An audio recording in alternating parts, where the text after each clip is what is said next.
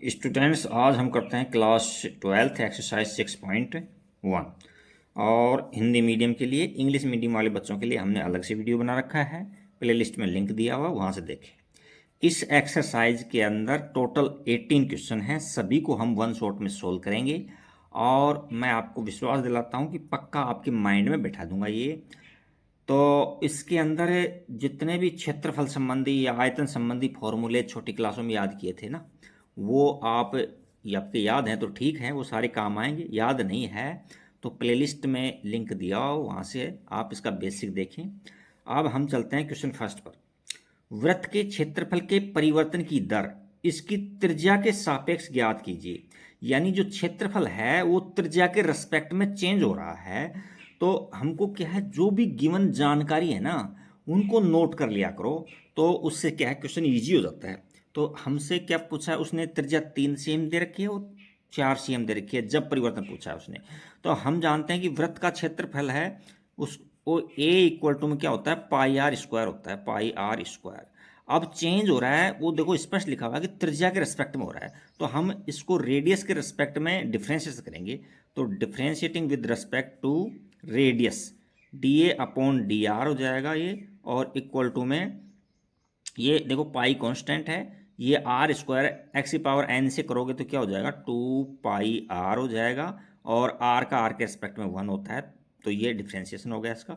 अब एक नंबर पर है, जब आर 3 cm है तो यहाँ लिख देंगे डी ए लिख दो, A D A upon D T नहीं D R, when R equal to में 3 cm। तब क्या हो जाएगा ये, 2 पाई और आर की जगह 3 रख दो, 3, तो ये हो जाएगा 6 पाई, 6 पाई। अब इसकी यूनिट लिखेंगे क्योंकि रेडियस में एरिया में परिवर्तन है, तो एरिया क्या होता है, सीएम में चल रहा है तो सीएम स्क्वायर होता है, सीएम स्क्वायर। और यदि ये चेंज किसके रेस्पेक्ट में हो रहा है, यदि टाइम के रेस्पेक्ट में चेंज होता ना तो यहाँ टी लगाते, और यदि ये रेस्पेक्ट में हो रहा है किसके में, त्रिज्या में, तो त्रिज्या की यूनिट क्या होती है, सीएम होती है यहाँ, तो सीएम लगा दो यहाँ अपॉन सीएम। दूसरा है बी क्या है इसका, D A upon D R when R equal to 4 cm। तब क्या हो जाएगा ये, 2 पाई और आर की जगह कितना लिख दो, 4 लिख दो, तो क्या हो जाएगा 8 पाई हो जाएगा, 8 पाई। अब वो इसकी यूनिट लिखेंगे यानी इकाई लिखेंगे, तो क्या हो जाएगा, C M square upon C M, ये इसका आंसर हो जाएगा। तो ये क्वेश्चन फर्स्ट क्लियर हो गया। क्वेश्चन सेकंड की तरफ देखते हैं। देखो,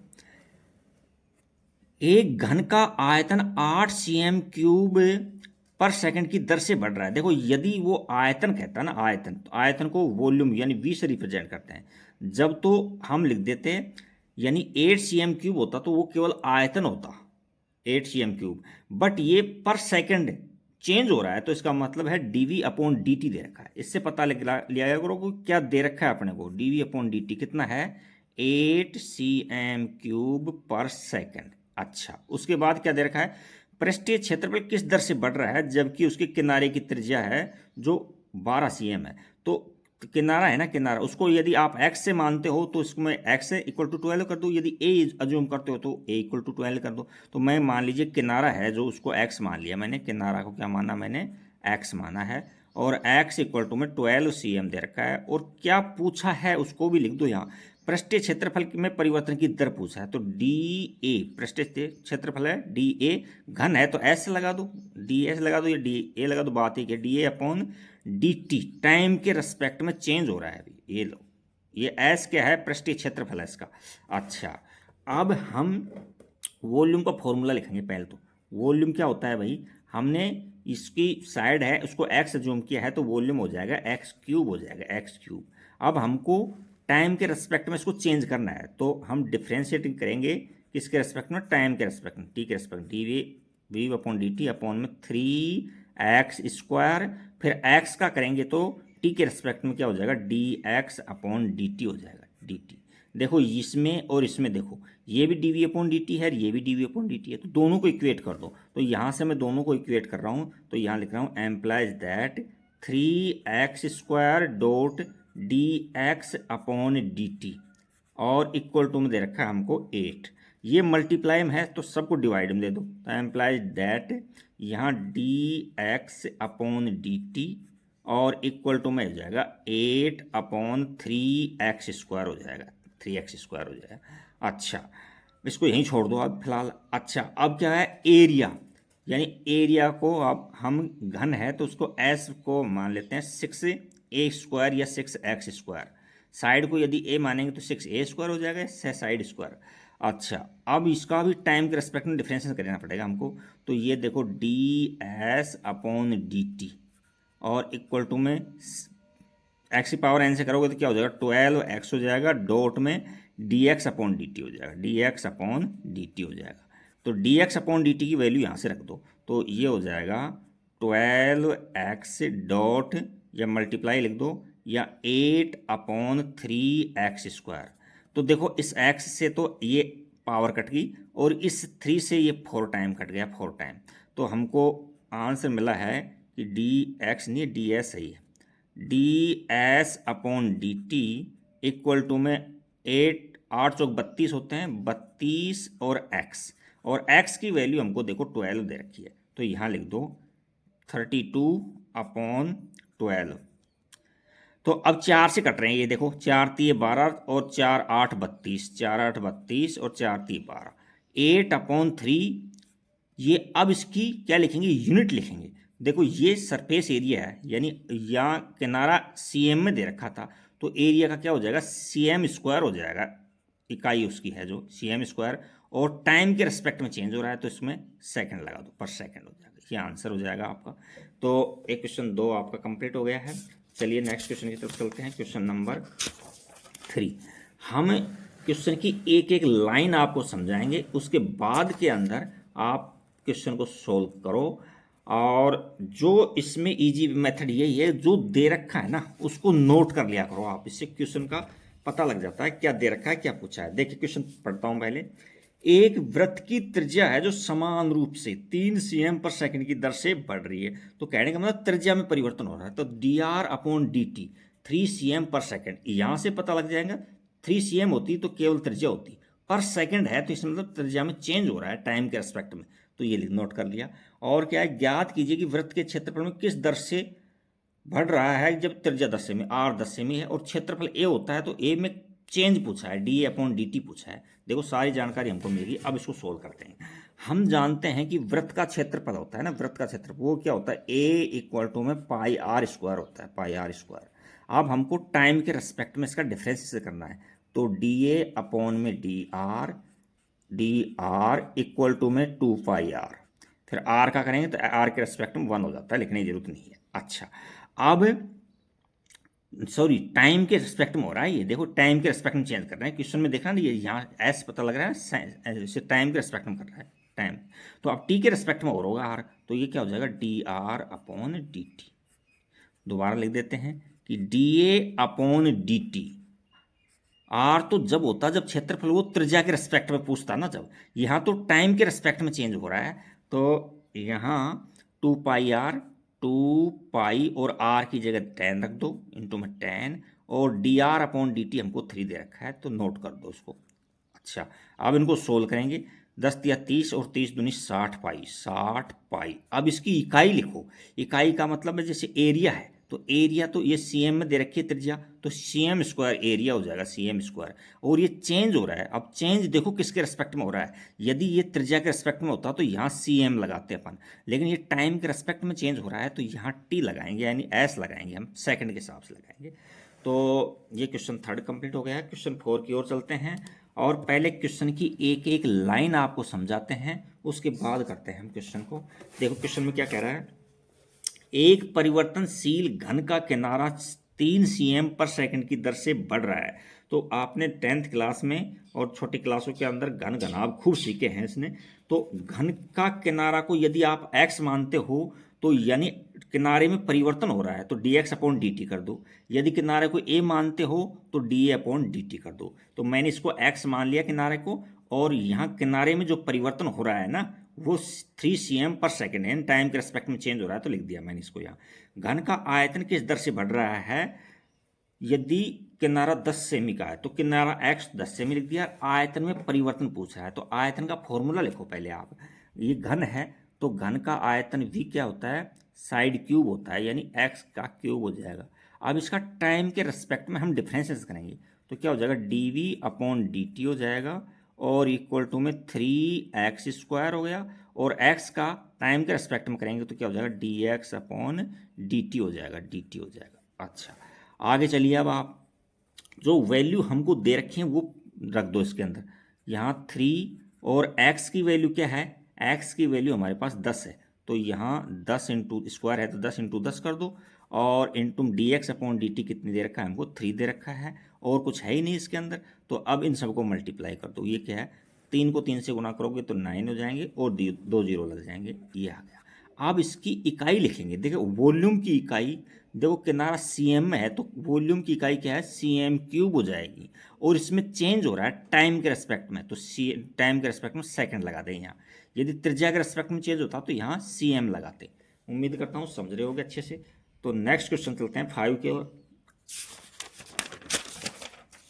क्वेश्चन 5 को भी इसी तरह से क्वेश्चन को पढ़ते हैं। पहले क्वेश्चन में जो जानकारी दे रखी है उसको हम नोट कर लेते हैं, और क्या पूछना चाहता है उसको भी हम नोट कर लेते हैं। क्वेश्चन 5 में देखो, एक स्थिर झील में एक पत्थर फेंका होगा। ये अपराध में जैसे सबने किया होगा, कोई झील है या तालाब है उसमें पत्थर फेंक के देखा होगा, तो उसमें तंगे उत्पन्न होती हैं कि नहीं होते हैं, तो वृत्त से बनने चल जाते हैं, पहले छोटा फिर बड़ा बढ़ता चला जाता है, तो उसका मतलब त्रिज्या में परिवर्तन हो रहा है उसमें।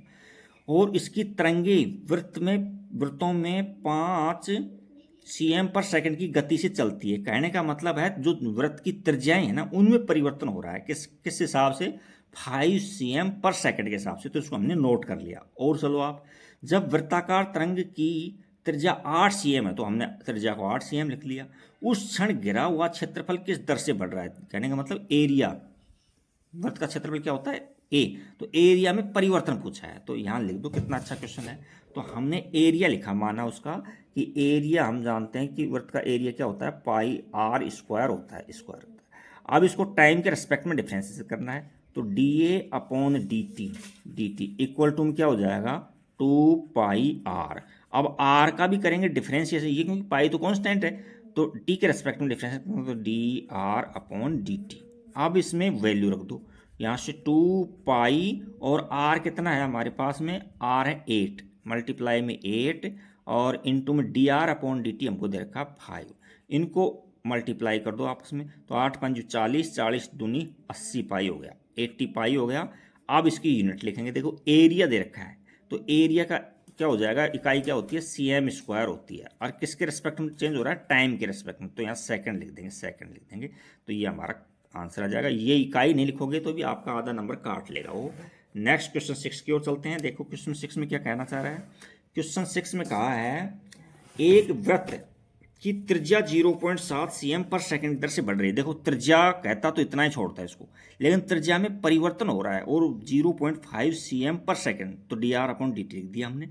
अच्छा, इसकी परिधि की वृद्धि की लंबाई ज्ञात कीजिए, जबकि परिधि को हम मान लीजिए c से रिप्रेजेंट करते हैं, और त्रिज्या उसकी दे रखी है 4.9 सेमी, तो ये नोट कर लिया। तो त्रिज्या यानी परिधि के अंदर परिवर्तन पूछ रहा है, और किसके रेस्पेक्ट में पता लग रहा है, टाइम के रेस्पेक्ट में, क्योंकि ये भी टाइम के रेस्पेक्ट में चेंज होगा, तो परिधि भी टाइम के रेस्पेक्ट में चेंज हो जाएगी। तो हम परिधि को c अजूम कर लेते हैं, और वृत्त की परिधि क्या होती है, 2πr होती है। अब हम टाइम के रेस्पेक्ट में डिफरेंस करेंगे, तो ये क्या हो जाएगा, dc/dt इक्वल टू में 2π, और r है, ये 2π तो कांस्टेंट था, r है तो इसका dr/dt। आपका डिफ्रेंशिएशन अच्छे से होगा, उसके बाद इस चैप्टर को टच करना, अदरवाइज टच ही मत करना इसको। कुछ डिफ्रेंशिएशन पर पूरी आपकी कमांड होनी चाहिए, जब जा करके ये क्वेश्चन हो पाएगा। देखो 2π है, और dr/dt की वैल्यू यहाँ से रख दो, और 0.7 cm, ये आ गया इसका, cm को छोड़ो भी। अब इनको मल्टीप्लाई करो, 7 दूनी 14 हो गए, ए के बाद डेसिमल रख देंगे तो 1.4π, और देखो परिधि की इकाई cm होती है, क्या होती है, cm, और टाइम के रेस्पेक्ट में चेंज हो रही है, तो पर सेकंड कर देंगे इसके अंदर। आंसर मैच कर लेते हैं एक बार इसका। क्वेश्चन नंबर 6 का आंसर बिल्कुल सही है। नेक्स्ट क्वेश्चन 7 की ओर चलते हैं। अपन 7 को पढ़ते हैं पहले, और उसमें जो भी जानकारी दे रखी है उसको नोट कर लेते हैं, और जो हमको ज्ञात करना है उसको भी नोट कर लेते हैं। इससे क्या है, क्वेश्चन ईजी हो जाता है। चलिए क्वेश्चन नंबर 7, एक आयत की लंबाई x 5 cm पर सेकंड की दर से घट रही है।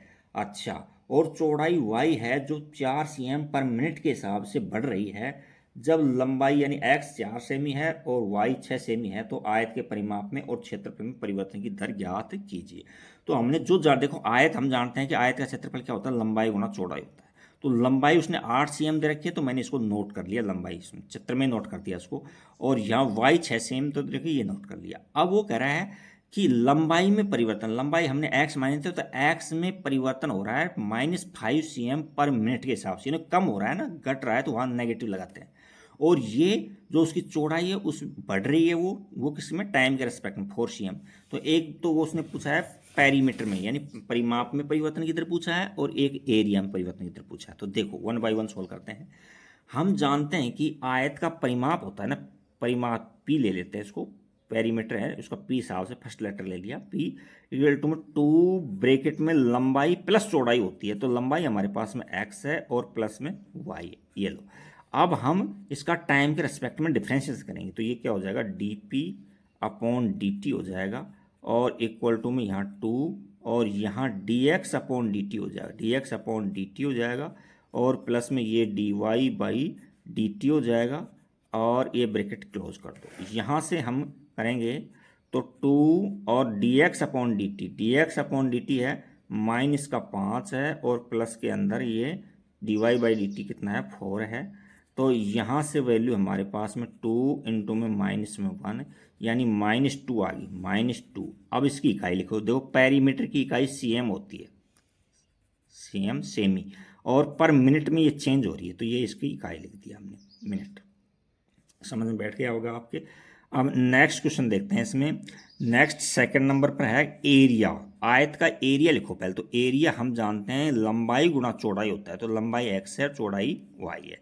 अब देखो यहाँ दो फंक्शन मल्टीप्लाई में है, तो यहाँ प्रोडक्ट रूल लगेगा, और टाइम के रिस्पेक्ट में डिफरेंशिएट करेंगे, तो ये क्या हो जाएगा, dA/dt इक्वल टू में इसका x को एज इट रखो, x को एज इट रखो, y का डिफरेंशिएट करेंगे t के रिस्पेक्ट में, क्या हो जाएगा, dy/dt हो जाएगा, प्लस अब y को एज इट रखो और x का टाइम के रिस्पेक्ट में डिफरेंशिएट करेंगे, तो dx/dt हो जाएगा, dt। अच्छा, अब यहाँ x की वैल्यू रखो, x हमारे पास कितना है, 8, देखो ये लिखा हुआ है, तो 8 है।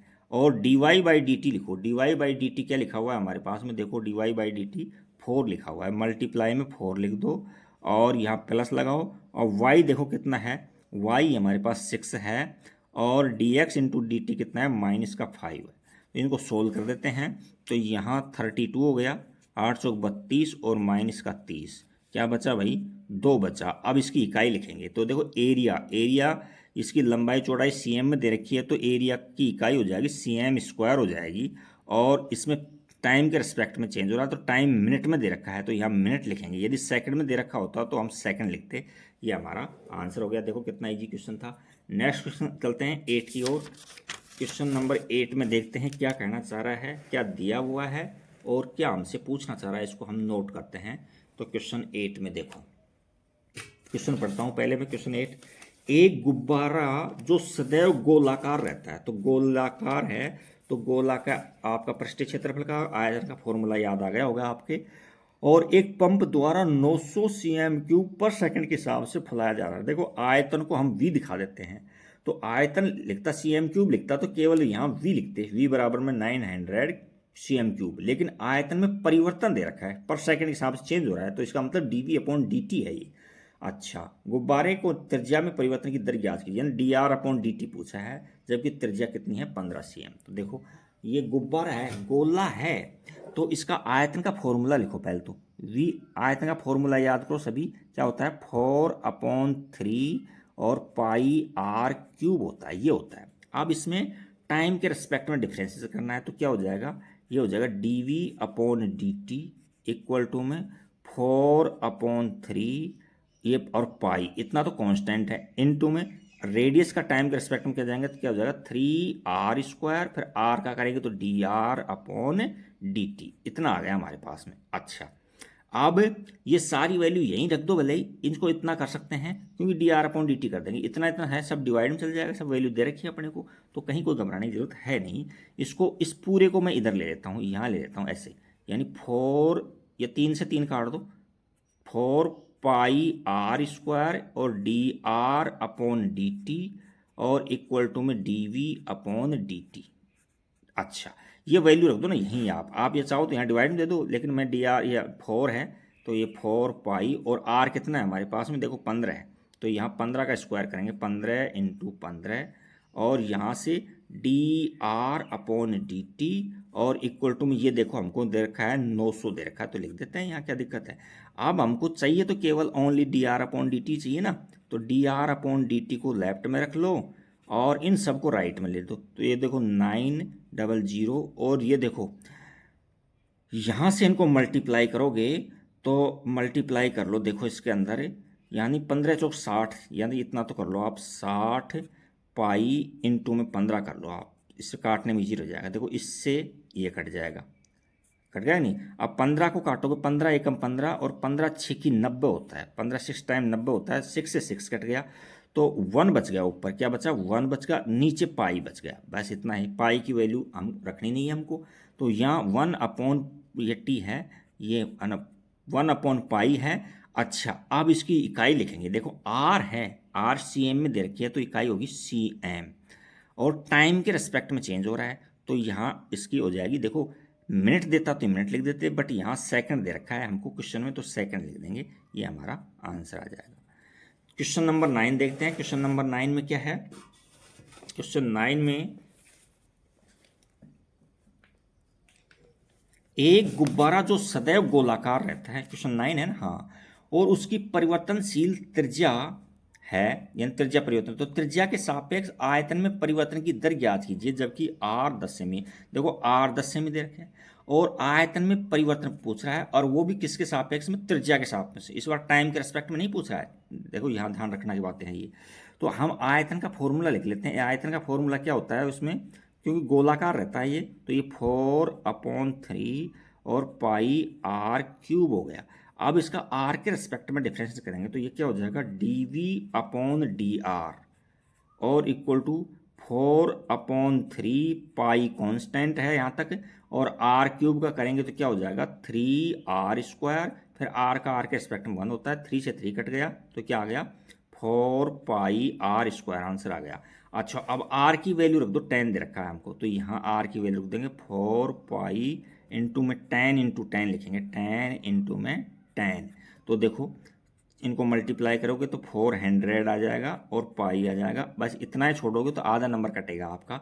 आपको उसकी इकाई लिखनी है, तो इकाई क्या है, देखो आयतन है, तो आयतन की इकाई सी एम क्यूब लिखोगे आप, सी एम क्यूब, और किसके रेस्पेक्ट में चेंज हो रही है, आर त्रिज्या के रेस्पेक्ट में हो रही है, तो त्रिज्या की इकाई सी एम होती है।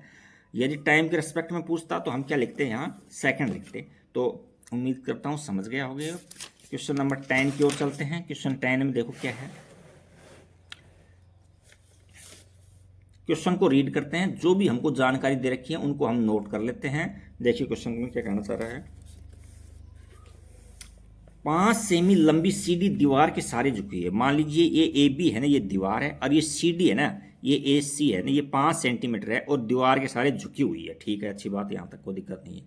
और सीडी का नीचे का सिरा जमीन के अनुदिश दीवार से 2 सेमी/सेकंड की दर से दूर खींचा जाता है। देखो ये है, यहाँ से पकड़ के खींचोगे तो ये दूर खींचेंगे, तो देखो ये तो कम बढ़ेगा, ये डिस्टेंस तो देखो यूँ था ही, अब इसको हम यूं खींचेंगे, इधर खींचेंगे नीचे, तो ये ऊपर से तो नीचे गिरेगा और नीचे से बढ़ेगा ये, तो अच्छा आगे क्या है, 2 cm/सेकंड की ओर से खींचा जाता है, तो यानी इसमें परिवर्तन हो गया कितना, 2 cm/सेकंड, एक्स में परिवर्तन हो गया ये।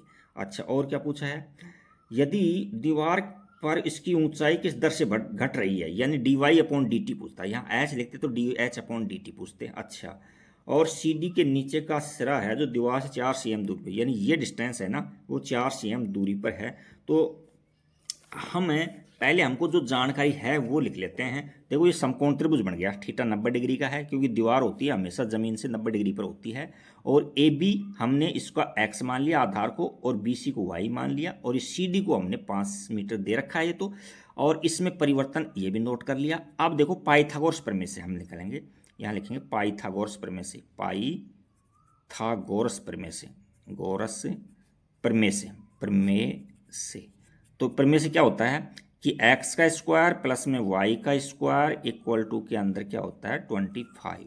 तो यहाँ से सबसे पहले हम y की वैल्यू निकालेंगे। तो देखो इसमें y का स्क्वायर इक्वल टू में ये राइट में चल जाएगा, तो ये 25 और x का स्क्वायर करेंगे यहाँ तो माइनस में 16 हो जाएगा, नहीं हो जाएगा, 4 का स्क्वायर वैल्यू रखेंगे तो y की वैल्यू हमारे पास कितनी आ गई 9 आ गया स्क्वायर में। और यहाँ y की वैल्यू आएगी जो कितनी आ जाएगी 3 आ जाएगी। यहाँ प्लस माइनस नहीं लगाएंगे, क्यों नहीं लगाएंगे, क्योंकि y है जो लंबाई है, और लंबाई ऑलवेज पॉजिटिव होती है, नेगेटिव नहीं होती है।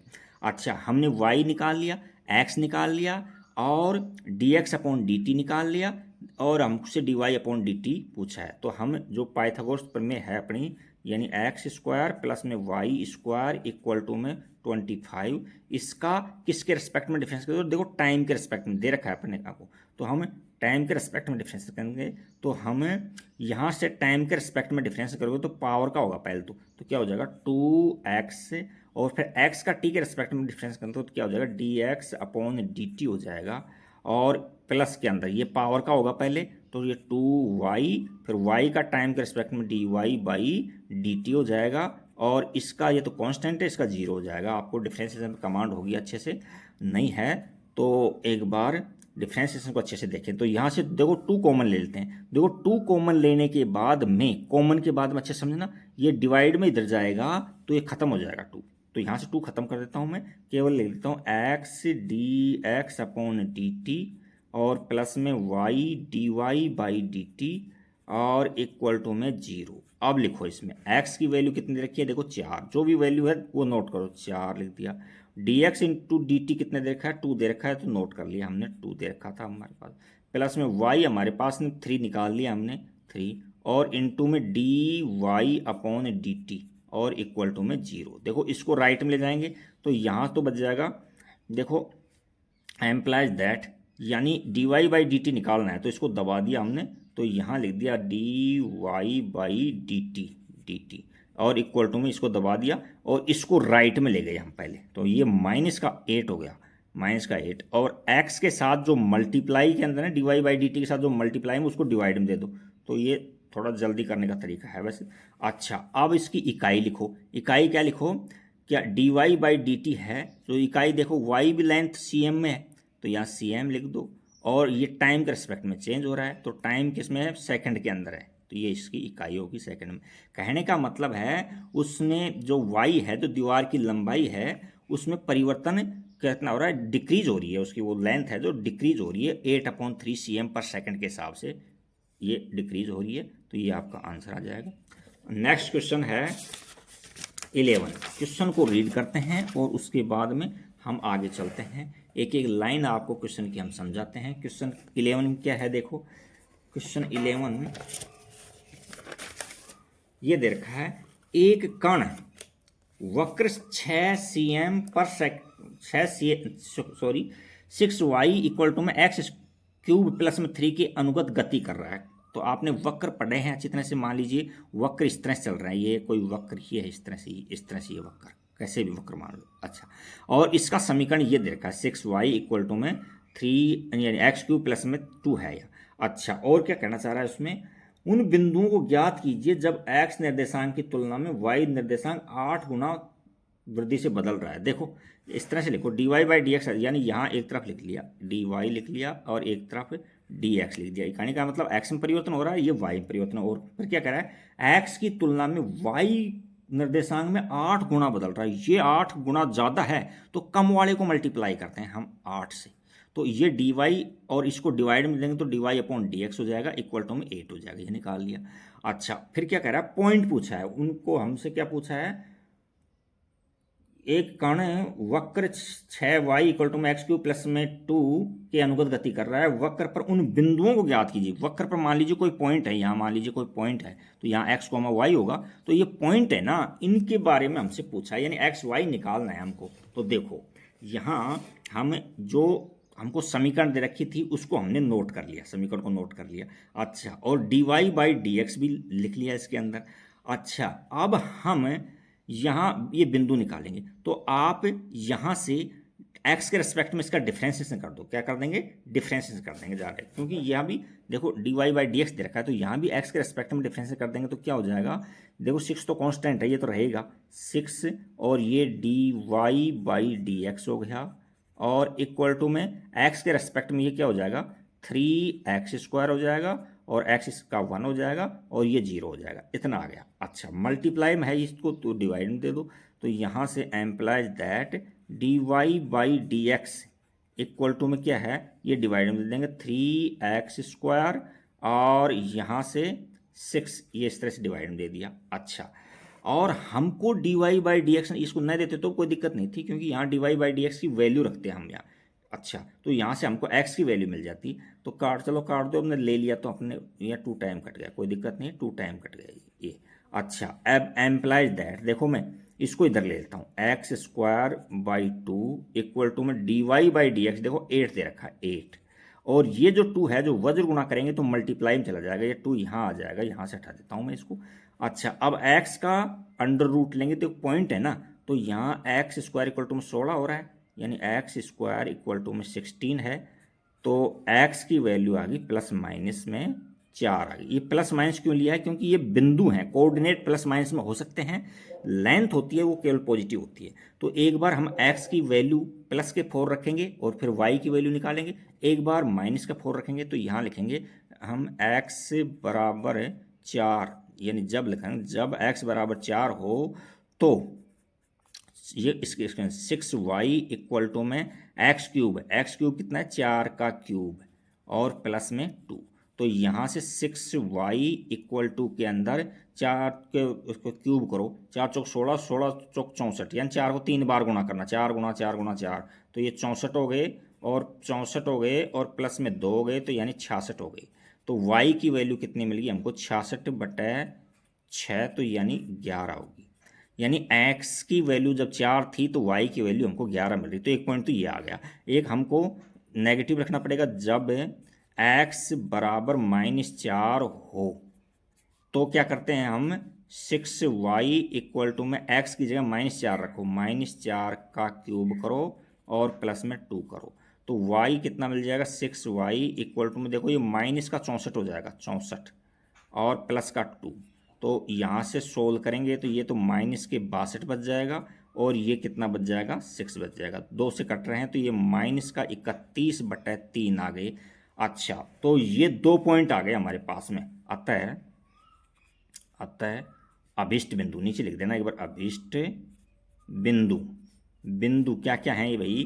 2 पॉइंट हैं, एक तो x 4 था तो y 11 था, यानी तो 4,11 लिख दिया एक तो, और दूसरा क्या है, जब x माइनस का 4 था तो y कितना आएगा? माइनस का 31/3 आ जाएगा। ये दोनों पॉइंट हमने निकाल दिए, और ये पॉइंट ही हमसे पूछा गया था। तो ये क्वेश्चन 11 भी कंप्लीट हो गया। क्वेश्चन 12 की ओर रुख करते हैं। देखो 12 में क्या कह रहा है ये क्वेश्चन 12, देखो, हवा के एक बुलबुले की त्रिज्या 1/2 cm/s की दर से बढ़ रहा है, यानी त्रिज्या में परिवर्तन हो रहा है। देखो इकाई से पता लग रहा है 1/2 cm/s, तो यहाँ मतलब त्रिज्या में परिवर्तन हो रहा है।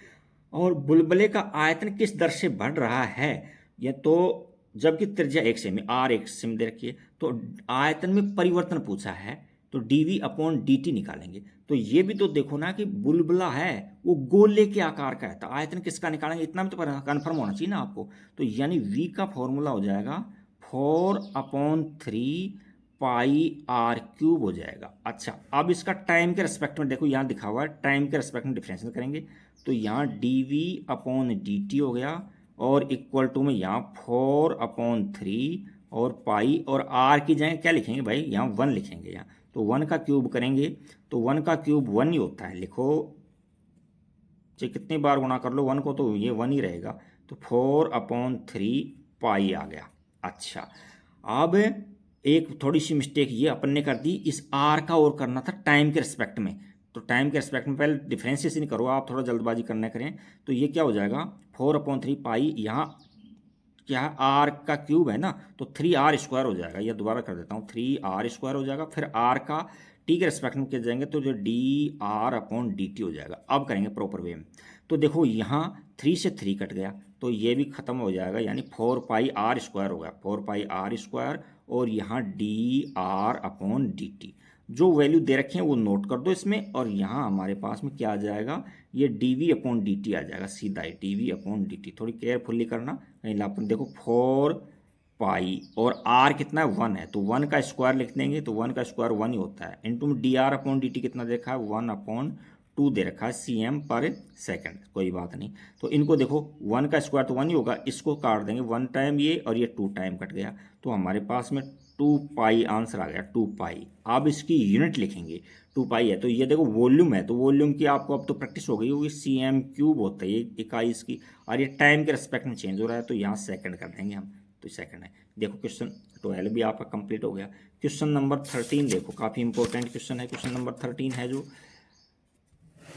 देखो अक्सर ये टेस्टों में और एग्जाम में आ जाता है ये इस टाइप का क्वेश्चन, थोड़ा सा इसमें घुमाव है, देखते हैं क्या है।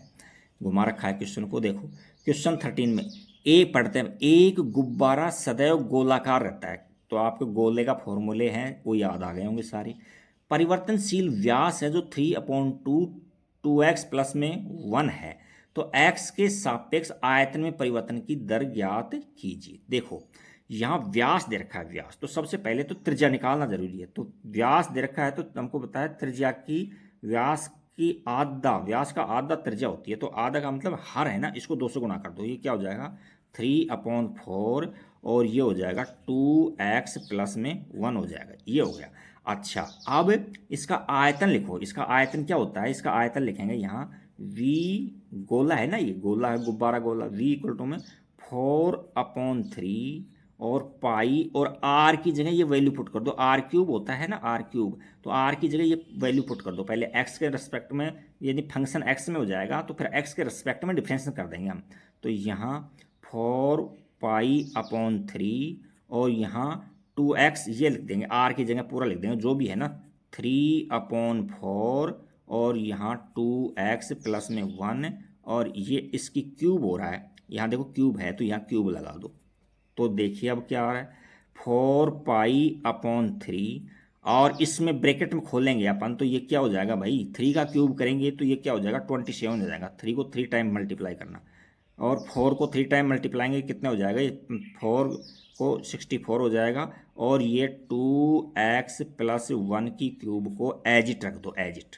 इनको सोल्व कर दो, जो कट रहे हैं जिनको काट दो। देखो 3 से कट रहे हैं 9 बार, तो ये तो आ गया 9 पाई, और ये 4 से कट रहे हैं, देखो 16 चौक 64, 16 बार, 9 पाई/16, और ये हो जाएगा 2 पाई नहीं 2x प्लस में 1 की क्यूब हो जाएगा।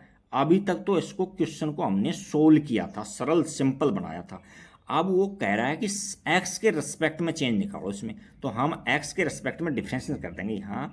तो हम differentiating with respect to x। अच्छा तो ये तो क्या हो जाएगा भाई, ये तो dv/dx हो जाएगा, dx हो जाएगा। और ये हमसे पूछा था इक्वल टू में, यहाँ देखो इतना इतना कांस्टेंट है, 9π/16 कांस्टेंट है। अब पावर का करेंगे तो क्या हो जाएगा 3 आगे आ जाएगा, और 2x प्लस 1 का स्क्वायर हो जाएगा, यानी x की पावर n से कर रहे हैं इसको डॉट। अब यहाँ 2x का करेंगे तो यहाँ 2x का मल्टीप्लाई में तो 2 हो जाएगा, और x का 1 हो जाएगा, लिखने की जरूरत नहीं है, और इसका 0 हो जाता है तो लिखने की जरूरत नहीं है। अब कट रहे हैं जिनको काट दो, और हमारे पास में उत्तर आ जाएगा। इसमें देखो क्या कट रहा है, देखो इसके अंदर हमारे से ये कट रहा है, देखो ये 2 से ये 8 बार कट गया, 8 बार, तो 9 × 27 पाई, देखो 27 पाई अपॉन में 8, ये तो नीचे आ गया, और ये एजिट है इसमें, यानी 2x प्लस 1 का स्क्वायर। अब इसमें कहीं x की वैल्यू यदि अपने को देता तो हम लिख देते, लेकिन इसने हमको दिया नहीं x की वैल्यू। अच्छा अब इसका आयतन, वो इकाई लिख दो इसके, तो इकाई कितना हो जाएगा, आयतन में परिवर्तन पूछा है तो ये आयतन का क्या है, r किस में दे रखी थी, r कहीं कुछ दे नहीं रखा इसमें, देखो CM PM वगैरह कुछ दिया नहीं इसके अंदर हमको, CM वगैरह देखो जो व्यास था इसके अंदर देखो क्वेश्चन में देखो आप, व्यास के अंदर यदि CM में दे देता तो उसके अकॉर्डिंग इकाई निकालते, यदि मीटर में दे देता तो उसके अकॉर्डिंग निकालते, लेकिन यहाँ दिया नहीं है तो इसको यहीं छोड़ना पड़ेगा, आपको यहीं छोड़ना पड़ेगा, अपने मन मर्जी से CM वगैरह नहीं लिखेंगे अपन, ANS ये आ गया। तो ये क्वेश्चन नंबर 13 भी कंप्लीट हो गया। अब क्वेश्चन 14 की ओर चलते हैं। देखो क्वेश्चन 14 क्या कहना चाह रहा है, पहले क्वेश्चन को रीड करते हैं, एक एक लाइन आपको समझाते हैं, उसके बाद देखते हैं क्या होता है, देखते हैं। एक पाइप से रेत 12 cm³ पर सेकंड की दर से गिर रही है। देखो आयत, इससे ही पता लग रहा है क्या दे रखा है, ये cm³ में परिवर्तन हो रहा है टाइम के रेस्पेक्ट में, तो कहने का मतलब ये dV/dt दे रखा है, इसका मतलब ये है, यहाँ से पता लग रहा है। गिरती हुई रेत जमीन पर एक शंकु बनाती है, यानी इस तरह से रेत गिरती है पाइप में से, तो या इस तरह से डेरी बनती है कि नहीं बनती है, ये शंकु बन जाती है ये इस तरह से। अच्छा, जिसकी ऊंचाई सदैव आधार की त्रिज्या का छठा भाग है। देखो ये दे रखा है एच को मैंने लिख दिया त्रिज्या का छठा भाग है, ये लिख दिया उसमें। और रेत से बने शंकु की ऊंचाई किस दर से बढ़ रही है, यानी जो हाइट बनी है ना इसकी हाइट, इसमें चेंज हो रहा है, जैसे जैसे ऊपर से गिरती जाएगी ये रेत तो ऊंचाई बढ़ती जाएगी, तो ये एच इसमें परिवर्तन पूछ रहा है, एच में परिवर्तन, जबकि ऊंचाई 4 सेमी, एच भी 4 सेमी हमको दे रखा है। अच्छा, अब ये देखो शंकु है, तो शंकु के आयतन का फॉर्मूला लिखो। देखो V में मैंने कहा था सारे फॉर्मूलाज काम आएंगे, 1/3 ये πr²h, ये तो इसका क्या हो गया, आयतन हो गया। अब हमको आयतन को किसके रिस्पेक्ट में, देखो टाइम के रिस्पेक्ट में डिफरेंशिएट करना है, एक बात देखो। दूसरी बात इंपॉर्टेंट ये है कि यहाँ दो दो चर हैं हमारे पास में, आर भी है और एच भी है, तो हम इसको एक चर में चेंज कर लेते हैं। तो यहाँ से हमसे dH/dt पूछा है तो एच को तो रहने देते हैं यहाँ, है कि नहीं।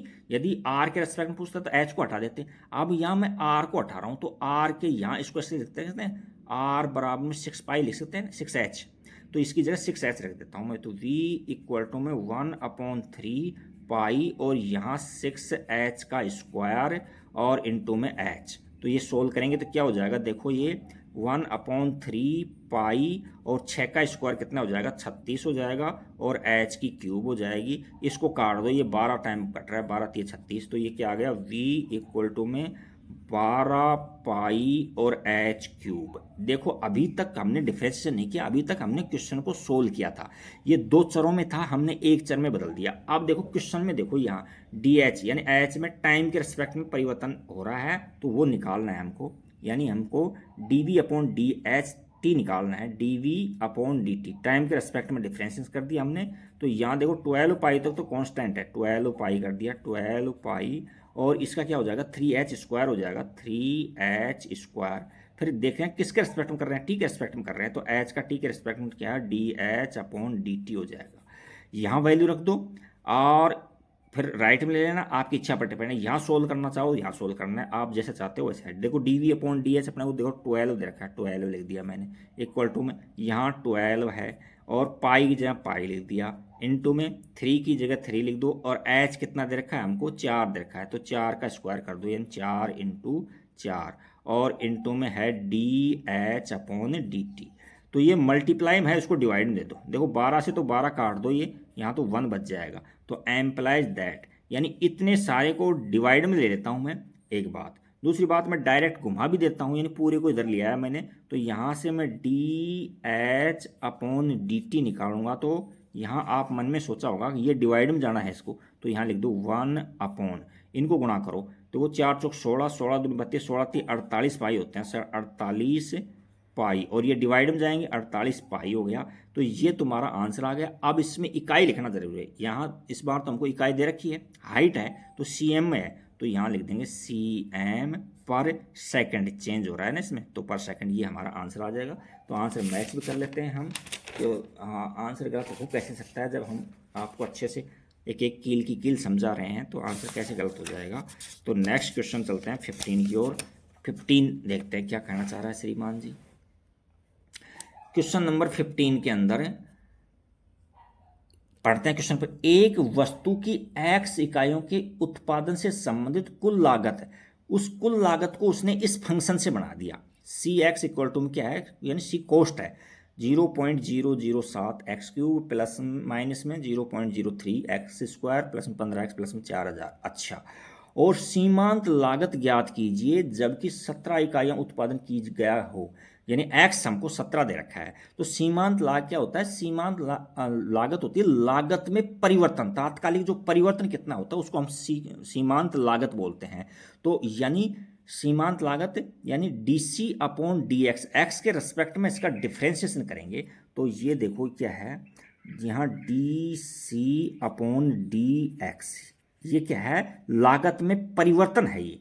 और ये कितना हो जाएगा? इतना तो कांस्टेंट है, यानी 0.007 तो कांस्टेंट है, और इसका हो जाएगा 3x², और माइनस में यहाँ 0.003 और इंटू में 2x, और यहाँ प्लस के अंदर 15 और x का 1 हो जाएगा, इसका 0 हो जाएगा, लिखने की ज़रूरत नहीं है। तो इतना हमने सोल्व कर दिया। अच्छा, अब इनको गुणा करो तो देखो यहाँ से गुणा करेंगे तो देखो 7 या 21 आ गई है कि नहीं, एक तो यहाँ हो जाएगा 0.021 x² हो गया, ये तो 21 हो गया, और ये कितना होगा? 3 दूनी 6 हो गया। तो इनको मल्टीप्लाई अलग से कर लेना, आपको कम समझ में बैठ रहा है तो 0.006 और ये x है और प्लस के अंदर 15, इतना आ गया हमारे पास में। अच्छा, अब जो मार्जिनल कॉस्ट है ना, इसको MC के नाम से बोलते हैं, इसका मतलब मार्जिनल कॉस्ट है ये, यानी कॉस्ट में परिवर्तन हो रहा है।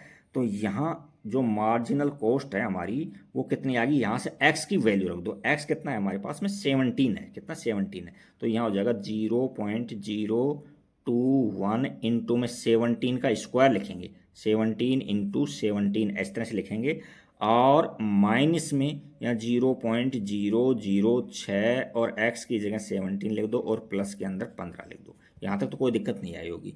अच्छा, अब इन सबको आपको मल्टीप्लाई करना होगा। पहले 17 को 17 से गुणा करते हैं, 17 का स्क्वायर 289 होता है, उसको इससे गुणा करोगे तो आपका आंसर आएगा ये लगभग कितना? 6.069, ये मल्टीप्लाई किया था मैंने, और यहाँ से इसको मल्टीप्लाई करोगे तो ये आ जाएगा माइनस में 0.102 आ जाएगा और प्लस के अंदर 15 आ जाएगा। अच्छा, अब देखो ये है जो प्लस में है और ये प्लस में है, तो पहले तो या तो प्लस प्लस को एक साथ जोड़ लो, या ऐसे करो इसमें से ये सब्ट्रैक्ट कर लो, घटा लो, पहले कम कर लो इसमें और फिर 15 जोड़ दो, आपकी इच्छा पर डिपेंड है। तो इसको आप सोल्व करोगे तो ये आ जाएगा 20.967 आ जाएगा। अच्छा, आप यहाँ की यहाँ छोड़ सकते हो, आंसर से मैच करेंगे, अदरवाइज ये तीसरा डिजिट यदि 5 से बड़ा होता है तो इसमें बढ़ा देते हैं एक, लेकिन आंसर मैच करते हैं, देखते हैं क्या होता है। तो मार्जिनल कॉस्ट का मतलब क्या होता है? सीमांत आय, आय कितनी आ गई? 20.967 सीमांत आय है, तो ये तो रुपीज़ में होगी ना, तो इतना रुपए आंसर आ गया हमारा। तो ये क्वेश्चन 15 भी कंप्लीट हो गया। क्वेश्चन 16 की ओर चलते हैं। देखो क्वेश्चन 16 में पढ़ते हैं पहले, किसी उत्पाद की x इकाइयों के विक्रय से प्राप्त कुल आय का जो फंक्शन दे रखा है ना, जो RX, ये R का मतलब रेवेन्यू होता है, रेवेन्यू का पहला लेटर R ले लिया, तो इसमें R में तो ये फंक्शन बना दिया X के अंदर, तो रेवेन्यू का फंक्शन ये है ये। अच्छा, उसके बाद क्या कह रहा है? सीमांत आय ज्ञात कीजिए जब x बराबर 7 हो, यानी इकाई थी उसमें 7 थी, तो सीमांत आय का मतलब होता है आय में परिवर्तन की दर, और जब R कितना x कितना हो, परिवर्तन का जहाँ S7 हो ना, तब परिवर्तन की दर कितना आई है। तो देखो इसके अंदर हम इसका x के रिस्पेक्ट में डिफरेंसेस करेंगे, यहाँ x है ना, तो यहाँ DR अपॉन DX, ये क्या है? मार्जिनल रेवेन्यू है, MR है ये, और ये क्या हो जाएगा? 13 और x² कितना हो जाएगा? 2x हो जाएगा, और प्लस के अंदर 26 हो जाएगा, ये 0 हो जाएगा, लिखने की ज़रूरत नहीं, इसका 1 हो गया, छोड़ दो, इतना ही यहाँ तक। अच्छा, तो अब इसमें वैल्यू रख दो, क्या है? 7 की जगह ये रख दो, तो यहाँ 13 गुणा 2 गुणा x कितना रखेंगे? 7 रखेंगे, प्लस में 26। अब इनको आपको गुणा करना है, ये तो बिल्कुल सिंपल सा छोटा सा गुणा है, आपको 7 दूनी 14 कर लेना, और 14 को क्या आप किससे गुणा करोगे? 13 से करोगे, या 13 गुणा 2 कर लेना, आपकी इच्छा पर डिपेंड करता है, जैसे भी आपका अच्छा लगे ना वैसे गुणा कर लेना आप तो। और यहाँ एक बार मैं थोड़ा सा गुणा करके दिखा देता हूँ आपको। 13 दूनी 26 है, ये 26 और गुणा में 7 है, तो कितने हो गए? 7 से 42 हो गए, और हासिल 4 हो गए, 7 दूनी 14 और 4 कितने हो गए? 18 हो गए, यानी इतने हो गए 182 प्लस में 26। अब इनको ऐड करेंगे, तो दोनों को ऊपर नीचे लिख के ऐड कर लेना यहाँ। तो यहाँ कितना हो गया, 8 हो गया, 8 तो 10 हो गए, 1 2 हो गए, इतने रुपए इसका आंसर आ जाएगा। तो सीमांत आय कितनी होगी, नीचे लिख भी दो आप कि जो सीमांत आय है उसकी सीमांत आय आय वो कितनी है, 208 रुपये है उसकी सीमांत आय। चलिए ये क्वेश्चन 16 हो गया। क्वेश्चन 17 और करते हैं, और 18 छोटे छोटे क्वेश्चन हैं, इनको भी हम देख लेते हैं, देखते हैं क्या कहना चाह रहा है क्वेश्चन 17 में। पहले क्वेश्चन को रीड करते हैं। ये क्वेश्चन दोनों लिखे हुए हैं तो बुक की ज़रूरत है नहीं, इसमें देखते हैं क्या है। एक वृत्त की त्रिज्या r 6 सेमी है, त्रिज्या लिख दिया हमने 6 सेमी, कोई दिक्कत नहीं है।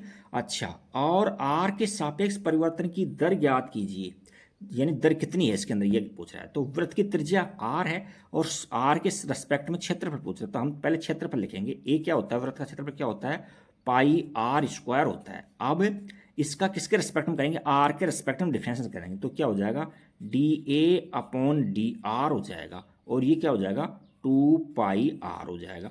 अब इसमें r की वैल्यू रख दो, r 6 दे रखा है हमको, तो यहाँ 2π इंटू में 6, तो क्या हो जाएगा, 12π आ जाएगा, 12π आंसर आ जाएगा। जो आंसर में ये दे रखा है यही लिख दो आप, कोई इकाई उकाई की अपने मन से मत लिखो, क्योंकि इसमें तो हमको टिक लगाना था कि कौन सा इसका आंसर है ये दी। नेक्स्ट क्वेश्चन देखो, एक उत्पाद की x इकाइयों के विक्रय से प्राप्त कुल आय, इसको ये फंक्शन बना रखा है उसने, इस फंक्शन इस तरह से बना रखा है। अच्छा, तो x बराबर 15 है, तो सीमांत आय पूछ रहा है, तो सीमांत आय का मतलब समझा कि आय में परिवर्तन पूछ रहा है। तो यहाँ इसका डिफरेंस करेंगे पहले, तो क्या हो जाएगा, dr/dx हो जाएगा, और ये हो जाएगा 3 2 6x हो जाएगा, और प्लस में 36 हो जाएगा, 36, और इसका 1 हो जाएगा, लिखने की जरूरत नहीं है। x बराबर 15 है, तो यहाँ 15 पुट कर दो इसके अंदर, तो dr/dx और इक्वल टू में 6 गुणा 15 और प्लस में 36। देखो 15 6 की 90 होते हैं, कितना होते हैं, 15 6 की 90 होते हैं, और प्लस में 36 हो गई। अब इनको हम जोड़ेंगे तो कितना हो गया, 6 और 9 3 12, 126 हो गई। अपनी तरफ से कुछ भी नहीं लिखना, रुपए पैसे कुछ मत लिखना, क्योंकि ये तो ऑप्शन है, इसमें हमको टिक लगाना है।